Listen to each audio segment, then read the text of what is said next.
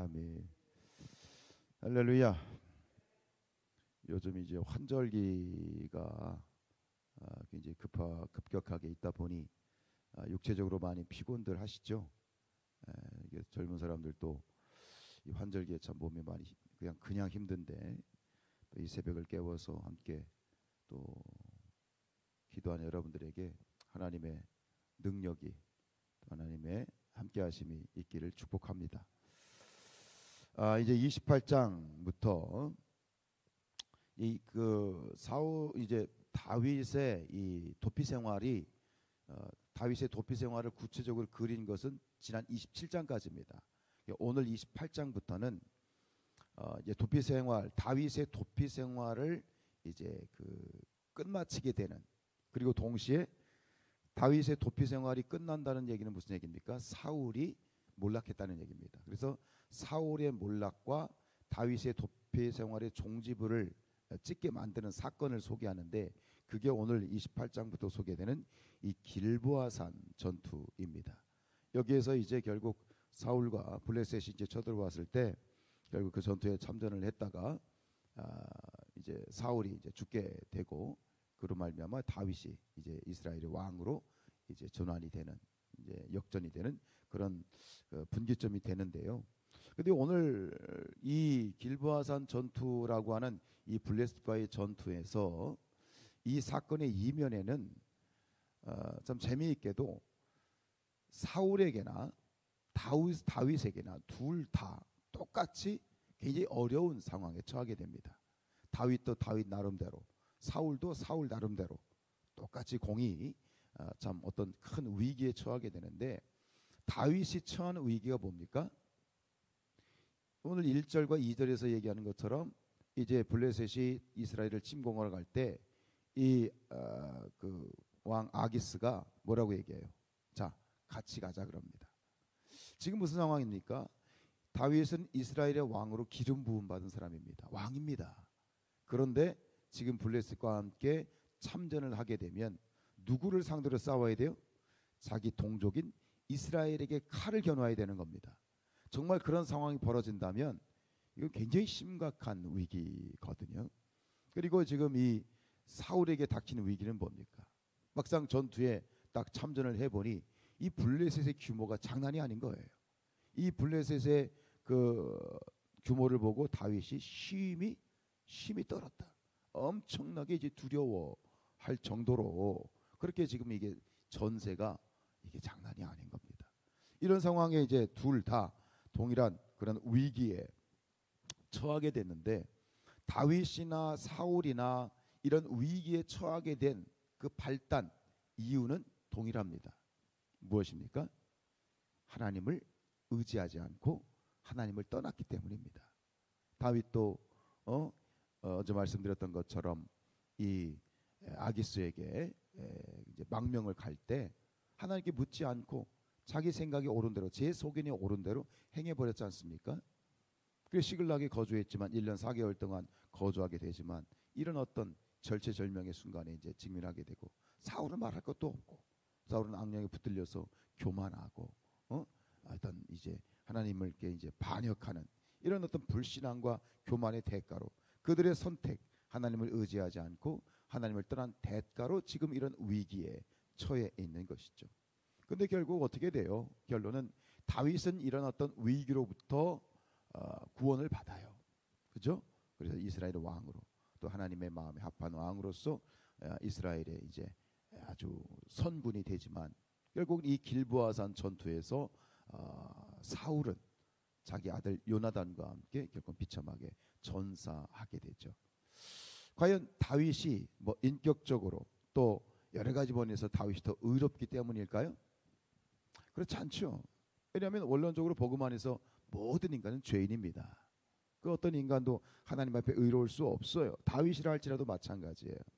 사람은 누구나 하나님 앞에 죄인이고, 그 죄가 우리가 보기에는 크든 작든 그 죄가 어떤 죄이든 간에 하나님 앞에서는 동일하게 그 삭슨 대가는 죽음이지 않습니까? 그럼에도 불구하고 다윗이 이런 위기 속에서 또 그의 또 실수와 그의 죄와 또 위기 속에서 구원을 받게 된 이유가 무엇입니까? 간단합니다. 회개하였기 때문입니다.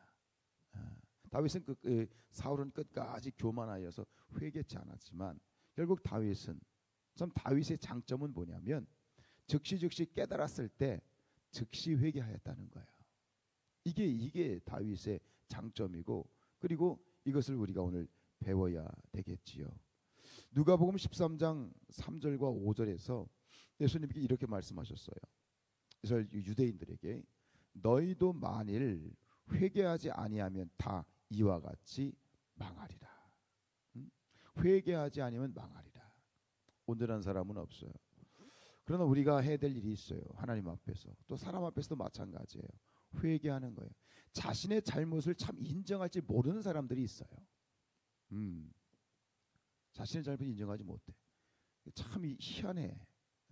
물론 우리 모두가 다 그런 마음이 있지만 여러분 그리스도인이란 어떤 존재인가? 그리스도인은 자신의 잘못과 실수에 대하여 정직하게 인정할 줄 알아야 돼요. 고백할 수 있어야 돼요. 끝까지 결국은 뭐냐면 그 자신의 잘못을 인정하지 못하는 건 뭐냐면 교만이거든요. 그것도.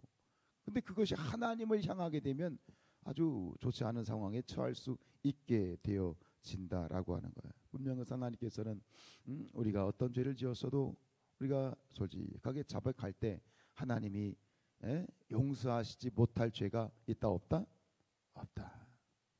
하나님 앞에서 뿐만 아니라 사람들 앞에서도 우리의 실수와 잘못에 대해서 기꺼이 인정할 수 있는 그런 우리가 될 수 있기를 축복합니다.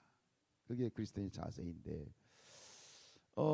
얼마 전에 우리 장로님이 그런 말씀하시더라고요. 요즘 새벽에 이 말씀을 묵상하면서 한 가지 질문이 생겼다는 거야.